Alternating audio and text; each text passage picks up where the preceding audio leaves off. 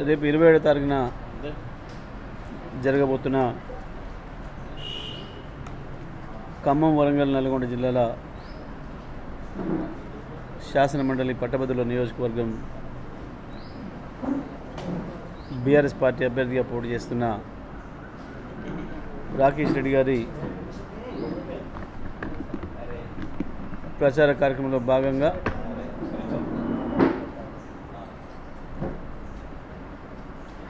రేపు నల్గొండ, నాగార్జునసాగర్, మిర్యాలగూడ, హుజూర్నగర్ నియోజకవర్గాల్లో జరుగుతున్న పట్టభద్రుల సమావేశాలకి బీఆర్ఎస్ పార్టీ కార్యనిర్వాహక అధ్యక్షులు కేటీ రామారావు గారు హాజరవుతున్నారు. మరి ఆయా నియోజకవర్గాల్లో ఉన్న పట్టభద్ర మిత్రులందరూ కూడా పెద్ద ఎత్తున హాజరు కావాలని చెప్పి విజ్ఞప్తి చేస్తూ ఉన్నాం. ఇప్పుడున్న ప్రత్యేకమైన పరిస్థితులలో వచ్చిన ఈ ఎన్నికలో గత 4 పర్యాయాలు ఎట్లయితే టీఆర్ఎస్ పార్టీకి అండగా నిలబడి ఈ జిల్లాల చైతన్యాన్ని ప్రదర్శించినరో పట్టభద్ర మిత్రులందరూ కూడా ఈసారి కూడా అదే పద్ధతుల్లో మద్దతు ఇస్తారని ఆశిస్తూ ఉన్నాం. ఇవాళ రాష్ట్రంలో కావచ్చు, కేంద్రంలో కావచ్చు జరుగుతున్న పరిపాలనను గమనించారు. ప్రత్యేకించి కేంద్రంలో మోడీ గారు చేసిన మోసం ఏందో పట్టభద్రుల మిత్రులందరూ కూడా తెలుసు. ఉద్యోగస్తుల విషయంలో వారి పాలసీ ఏముంది, నిరుద్యోగుల విషయంలో వాళ్ళు చేస్తున్న పని ఏంది, విద్య విషయంలో వాళ్ళు చేస్తున్న దుర్మార్గాలు ఏంది, అన్ని విషయాలు కూడా మన కళ్ళ ముందు ఉన్నాయి. వాస్తవానికి సంవత్సరానికి 2 కోట్ల ఉద్యోగాలు సృష్టిస్తా అని చెప్పి ఈ దేశానికి హామీ ఇచ్చి ప్రధానమంత్రి పీఠమెక్కి ఈ 10 ఏళ్లలో 20 కోట్ల ఉద్యోగాలు ఇవ్వాల్సింది ఉండే ఆయన లెక్క ప్రకారం. కానీ 2 లక్షల ఉద్యోగాలు కూడా ఇవ్వలేదు. ఉన్న ఉద్యోగాలే పీకేసిండు. ప్రభుత్వ రంగ సంస్థలు అద్భుతంగా నడుస్తున్న వాటిని ప్రైవేట్ వ్యక్తులకు కట్టబెట్టి, తాబేదారులకు కట్టబెట్టి ఈ దేశ సంపదని కొద్దిమంది పెట్టుబడిదారుల చేతులు పెట్టిండు. 20 కోట్ల ఉద్యోగాలు ఇస్తా అని చెప్పి మోసం చేయడమే కాకుండా 40 కోట్ల మంది భారతీయుల్ని రోజు ఆకలితో మాడుస్తున్నాడు. ఈ దేశంలో ఇప్పుడు ఇంకా 40 కోట్ల మంది పైగా ప్రజలు ఒక్క పూట అన్నం తిని ఇంకో పూట పస్తులు పడుకుంటున్నారు అని చెప్పి అనేక నివేదికలు తెలియజేస్తూ ఉన్నాయి. ప్రత్యేకించి మోడీ గారు ప్రధానమంత్రి అయిన తర్వాత అది ఎక్కువైంది, పేదరికం పెరిగింది. గుజరాత్లో కూడా మోడీ గారు మొదటిసారి ముఖ్యమంత్రి అయిన రోజు నుంచి ఈ 25 ఏళ్లలో పేదరికం పెరుగుతూ వచ్చింది. 1 కోటి మందికి పైగా అక్కడ ఒకటే పూట భోజనం చేసి రెండో పూట ఉపవాసం పడుకోవాల్సిన స్థితిలో ఉంది అని మనకు వార్తలు వస్తూ ఉన్నాయి. మధ్యన రాముడి పేరు మీద మోసం చేసిండ్రు. ఇప్పుడు అది కూడా తేలిపోయిందని చెప్పి కొత్తగా నిర్ణయాల పక్క దేశం గురించి మాట్లాడుతున్నారు. ఏం అవసరం? మనం ఎన్నికల్లో పక్క దేశం ప్రస్తావన ఏమవసరం? ప్రజల్లో లేనిపోని అపోహలు సృష్టించడం, రకరకాలుగా ప్రజల మధ్యన చిచ్చు పెట్టడం బీజేపీ మోడీ నైజం. పక్క దేశం గురించి, పక్క దేశాన్ని ఏదో బిచ్చమెత్తి ఉంటాడు చేసినాం, ఎందుకు చేయాలి? ఏమవసరం? ఎక్కడైనా మనుషులే ఉంటారు. ఎవడైనా నీ మీదకి యుద్ధానికి వస్తేనో కాలు దువ్వితేనో వంతుని ఎదుర్కొంటాం. కానీ ఈ ఎన్నికల నాడు ఎందుకు ఆ ప్రస్తావన? దేని కొరకు అంటే రంగు తేలిపోయింది. ఇక రాముడి పేరు మీద మోసం చేయలేము అనే విషయం అర్థమైపోయింది. రంగు తేలిపోయింది కాబట్టి ఇంకొక కొత్త రకమైన మోసానికి తెరలేపోయింది.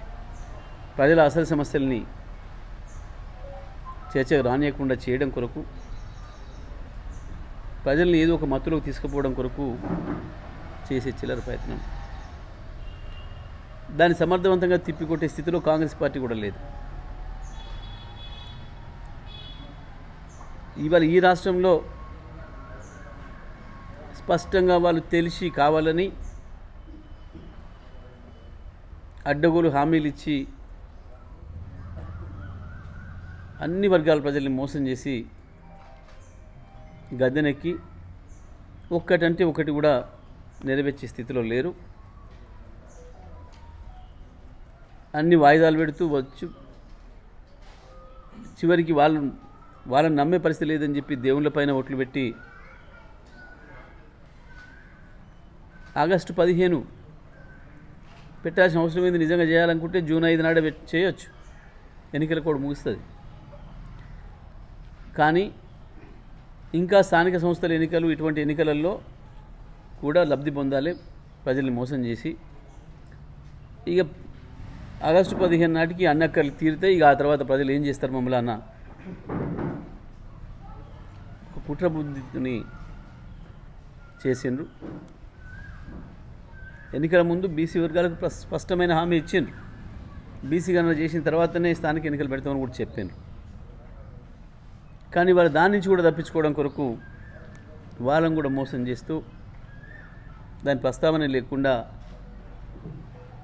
ఎన్నికలు జరుపుకోవాలి, పబ్బం గడుపుకోవాలని చెప్పి ప్రయత్నం చేస్తూ ఉన్నారు. మరి పట్టభద్రులైన మిత్రులు ఆలోచన చేయాలి.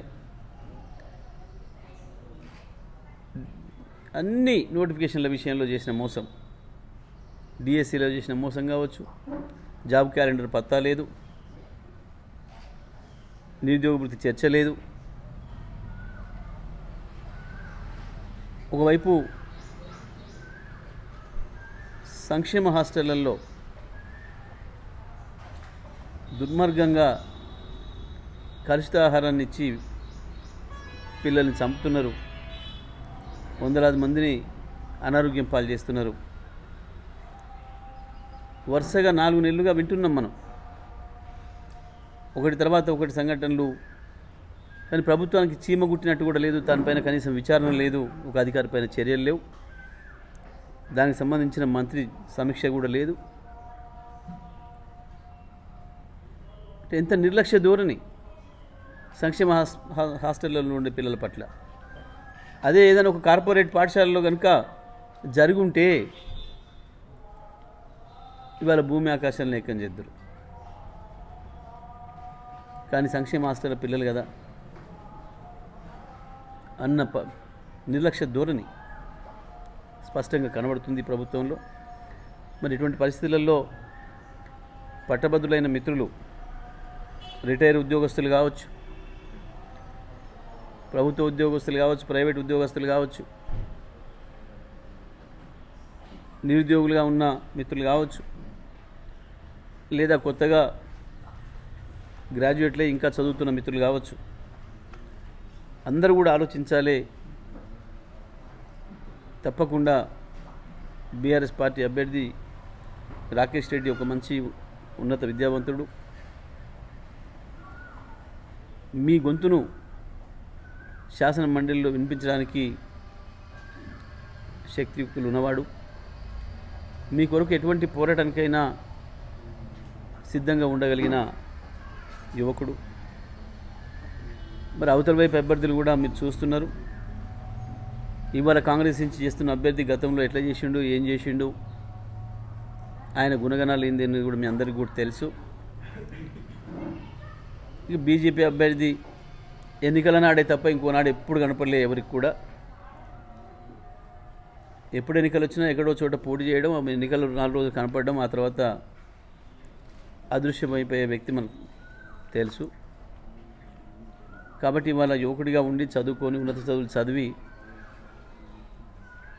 మంచి ఉద్యోగం ఉండి కూడా వదులుకొని వచ్చి మాతృభూమికి సేవ చేయాలనే ఉద్దేశంతో వచ్చి పనిచేస్తున్న బీఆర్ఎస్ అభ్యర్థి రాకేష్ రెడ్డి గారికి మద్దతు ఇవ్వాలని, రేపటి సభలు సమావేశాలను కూడా అందరూ పాల్గొని విజయవంతం చేయాలని చెప్పి అందరూ కూడా విజ్ఞప్తి చేస్తాము. మీ ద్వారా గ్రాడ్యుయేట్స్కు, ఓటర్లకు, 3 జిల్లాల ఉండేటువంటి వాళ్ళందరికీ కూడా నేను ఒక ఉద్యమకారునిగా, నేను ఒక గ్రాడ్యుయేట్గా ప్రస్తుత పరిస్థితుల్లో మరి మీ తీర్పు బీఆర్ఎస్ అభ్యర్థికి గెలిపించుకోవాలని నేను విజ్ఞప్తి చేస్తూ ఉన్నా.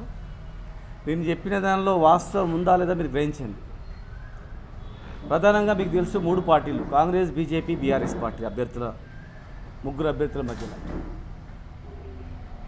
కాంగ్రెస్ పార్టీ ఈ రాష్ట్రంలో, దేశంలో విద్యా వ్యవస్థ పైన, ఇండస్ట్రీ పాలసీ పైన, వ్యవసాయ రంగం పైన, ముఖ్యంగా వ్యవసాయం అంటే పుట్టి రైతు పండించినా కానీ దాని మీద ఉత్పత్తులు చేసేది, మోడరైజేషన్ చేసేది, మార్కెటింగ్ చేసేది, దానిలో కూడా భాగస్వామ్యం గ్రాడ్యుయేట్లేదు.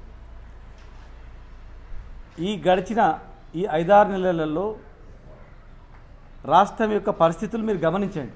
నేను ప్రత్యేకంగా విమర్శించడం కాదు, ఒక గ్రాడ్యుయేట్గా మీరు ఆలోచన చేయండి. ఉద్యోగ కల్పనలో 30,000 ఉద్యోగాలు అనేటివి ఎవరు నోటిఫికేషన్ ఇచ్చిండ్రు, ఎవరు ప్రభుత్వంలో చూడండి. ఉద్యోగం అంటే ప్రభుత్వ ఉద్యోగమే కాదు, ప్రైవేట్ రంగంలో ఎన్ని ఉద్యోగాలు వస్తున్నాయి, రాబోయే ఉన్నాయా, అవకాశం ఏదైనా ఉందా, చేసే ఆలోచన ఉందా, చేయగలుగుతారా? 6 నెలల్లో ఏమేమి కింద మీదైనాయి, నీళ్ళ నుంచి, తాగునీళ్ళ నుంచి మొదలుకుంటే, తాగడానికి నీళ్ళు అంటే నల్గొండ జిల్లా, మీరు చూసిన కష్టాలు ఎవరు చూడలే. మరి మీరు ఆలోచన చేయండి, విద్యా వ్యవస్థలో ఏం మార్పులు తెచ్చిండ్రు, ఏం తీయబోతున్నారు, ఉద్యోగ రిక్రూట్మెంట్లో ఏం జరిగినాయి, ఇంకా ఏం చేయబోతున్నారు, చేయగలుగుతారా? పరిస్థితులు ఏమున్నాయి చూడండి. బీజేపీ పార్టీ అసలు పూర్తి సెంటిమెంట్తో ఎలక్షన్ల గురించి మాత్రమే ఒక ప్రకటనలు, ఒక సెంటిమెంట్తో లాభం తెచ్చుకోవాలని తప్ప, వాళ్ళ హాయంలో దేశంలో వ్యవసాయ రంగం ఏం అభివృద్ధి అయింది, ఎన్ని యూనివర్సిటీలు వచ్చినాయి, 2 కోట్ల ఉద్యోగాలు ఏమైనాయి, ప్రైవేట్ రంగ ఉద్యోగాలు ఏమైనాయి, రూల్ ఆఫ్ రిజర్వేషన్ కూడా మొత్తం పూర్తిగా ఎత్తేసి చిన్నాభిన్నం చేసిన పరిస్థితులు ఒకసారి ఆలోచించుకోండి. మేము ఒక గ్రాడ్యుయేట్ ఎన్నికనే కదా అనుకోకండి. మీరు ఇచ్చిన తీర్పు వారికి గుణపాఠం కావాలి. మనం ఇచ్చిన హామీలు ఏం నెరవేర్చినాము, ఏం నెరవేర్చబోతున్నాము, ప్రజలు గమనించిందా లేదండి. ముఖ్యంగా అందరికన్నా ముందు వరుసలో గమనించేది గ్రాడ్యుయేట్స్. పచ్చి మోసాలు, 50-60% జనాభా ఉన్నటువంటి వాళ్ళకు రిజర్వేషన్ కల్పిస్తాం, చట్టసభలో రిజర్వేషన్ కల్పిస్తామని చెప్పి కేంద్రంలో మంత్రిత్వ శాఖ కూడా ఇవ్వకుండా బీసీ జనగణన చేస్తామని చెప్పి ఎన్నో మాటలు చెప్పినారు, ఏం చేయలేదు. ఆ ఎలక్షన్కు ఏం ప్రకటన ఇవ్వాలి, వాళ్ళకి స్క్రిప్ట్ తయారై ఉంటుంది మొత్తం. దేవుని పేరు మీద, దేశం పేరు మీద ఏదో ఉట్టి మాటలు చెప్పడం తప్ప వాళ్ళు చేసేది ఏం లేదు.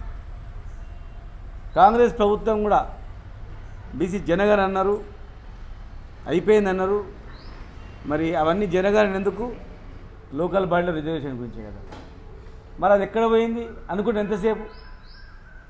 ఒక్కరోజు సకల జనులు సర్వే చేసి ముందు పెట్టడం జరిగింది. మీ ముందు ఎగ్జాంపుల్ కూడా ఉంది అక్కడ. మీరు ఒక్కరోజు చేయకపోతే 10 రోజులు చేయండి, 100 రోజులు, 1 మంత్ చేయండి. నిజంగా మీరు అన్న మాటకు కట్టుబడి చేస్తే మీరు ఫ్యూచర్లో మనం చేస్తారని నమ్మకం ఉంటుంది. కనుక ఈరోజు ఒక క్లిష్ట పరిస్థితుల్లో ప్రజలు అయోమయంలో ఉన్నారు. అయ్యో ఓటేసినాం ఏమైపోతుంది కదా అని చెప్పి. వాస్తవమా కదా మీరు ఆలోచన చేయండి, గ్రామాల్లో తిరగండి. కాంగ్రెస్ పార్టీ అధికారంలో తెచ్చి సంతోషపడుతున్నా జనం, అయ్యో అని విచారపడుతుందా చూడండి. Bharatiya Janata party, BJP party కూడా ఏ రాష్ట్రంలోనైనా వాళ్ళు పరిపాలించే రాష్ట్రాలలో తెలంగాణకు సమానంగా, తెలంగాణకు అత్యధికంగా అద్భుతంగా చేసినటువంటి ఏమేమి ఉన్నాయి? రైతులకు కానీ, బీసీలకు కానీ, విద్యా వ్యవస్థలకు కానీ, కాలేజీలు కానీ, హాస్టల్స్ కానీ ప్రైవేట్ విద్యా సంస్థలపైన కానీ ప్రైవేట్ టీచర్లపైన కానీ ఏముంది, ఏం పాలసీ ఉంది? తెలంగాణ వచ్చిన తర్వాతనే కదా ఎన్నో సంస్థలు, యూనివర్సిటీలు, ఎన్నో ఇండస్ట్రీస్ జనరేట్ అయింది. పట్టణాలు పల్లెటూరుల మాదిరిగా ఉండేది. ఈరోజు ఏ పరిస్థితులు వచ్చింది? ఒక చిన్న ఓటని ఆయుధము మొత్తాన్ని మార్చేస్తుంది, తలరాతను మార్చేస్తుంది. సరే, అసెంబ్లీ ఎన్నికల్లో ఏదో చేస్తారనుకున్నారు, మాకన్నా ఎక్కువ వేసిండ్రు. దానికి ఎంతమంది బాధపడుతుండ్రో మీకు తెలుసు. అవన్నీ హామీలు ఎప్పుడు నెరవేరా చూద్దాం. బీజేపీ పార్టీ ఏ రాష్ట్రాల్లో అధికారం ఉంది, ఏం చేసిందో చూడండి. పక్కన కర్ణాటక రాష్ట్రంలో చూడండి. కర్ణాటక రాష్ట్రం ఏమవుతుంది, ఏం జరుగుతుంది పక్కన ఉన్న కర్ణాటకలో తెలుసుకోండి. విద్యావంతులు దయచేసి గ్రాడ్యుయేట్స్ తొందరపడి అందరి మాదిరిగా నమ్మి మోసపోయి ఓటేయకండి. మీరు ఎవరికో ఓటేయాలో నిర్ణయించుకోండి, నిజంగా నిర్ణయించండి. వాళ్ళ పార్టీల విధానాలు చూడండి, అభ్యర్థులను చూడండి, ఎడ్యుకేషన్ చూడండి. ఎవరు గెలిస్తే మాట మీద ఉంటారు, ఎవరు గెలిస్తే బాధ్యతతో ఉంటారు చూసి ఏ పార్టీ వేస్తే ఆ పార్టీ ఇచ్చిన హామీ నెరవేరుతుందా లేదని చూడండి, చూసి ఉపయోగించుకోండి. అట్లీస్ట్ ఈ 3 జిల్లాలు, ఉమ్మడి జిల్లాల్లో మీరందరూ ఒక మంచి తీర్పు ఇస్తే కేంద్రంలో కానీ రాష్ట్రంలో కానీ ఉన్నటువంటి ప్రభుత్వము, రాబోయే ప్రభుత్వం కేంద్రంలో కావచ్చు, అదే తెలంగాణలో అసెంబ్లీ అయిపోయింది, పార్లమెంట్ అయిపోయింది. ఇమ్మీడియట్గా జరిగేటువంటి ఈ ఎన్నికల్లో మేధావులు ఏం ఆలోచిస్తున్నారు, మేధావుల యొక్క ఆలోచన ఏంది అనేటువంటిది ఫర్దర్లో వాళ్ళ పనితీరుకు జాగ్రత్తగా పనిచేయడానికి మోస ప్రకటన వీళ్ళు నమ్మరు. ఎవరైనా నమ్మవచ్చు కానీ వీళ్ళు మళ్ళీ నమ్మలేమనేటువంటిది మీరు ఇవ్వగలుగుతారు. మరిన్ని వీడియోస్ కోసం ఛానల్ ని సబ్స్క్రైబ్ చేయండి. లేటెస్ట్ అప్డేట్స్ కోసం వాట్సాప్ ఛానల్ ని ఫాలో చేయండి. అండ్ లింక్ డిస్క్రిప్షన్ లో ఉంది.